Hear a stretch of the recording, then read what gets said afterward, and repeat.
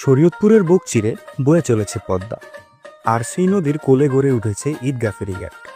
এই ঘাটটা শুধু যাত্রী পার করে না, পার করে জীবনের গল্প, শ্রমের ঘাম আর শত মানুষের স্বপ্ন। ভোরবেলা থেকে পদ্মার বুকে নেমে পড়ে জেলেরা। তাদের মাছ ধরা শুধু জীবিকা নয়, ওটাই তাদের সন্তানের স্কুল ফি, ঈদের নতুন জামা আর রাতের খাবারের একটু হাসির কারণ। এই মাঝিরা সারাদিন দাঁড়িয়ে থাকে দাঁড়ে, রোদ বৃষ্টি কুয়াশা কিছুই থামাতে পারে না ওদের। তারা জানে কারো ঘরে ফেরা মানে এক টুকরো ভালোবাসা পৌঁছে দেওয়া। ঘাটের পাশে দাঁড়িয়ে থাকা ইটভাটাগুলো আর তার ভেতরে শত শত মানুষ, যাদের মুখে ধুলো জমে ঘামে ভিজে গা। তাদের শ্রমেই গড়ে উঠছে অন্যের স্বপ্নের বাড়ি। ঈদগাহ ফেরিঘাটের প্রতিটি ঢেউ একটা গল্প বলে, কোনোটা কষ্টের, কোনোটা অপেক্ষার, আর কোনোটা ঈদের আনন্দে ঘেরা। এই ঘাটটা শহর না, তবু এখানে শহরের মতো জীবনের জটিলতা আর গ্রামের মতো সরলতা।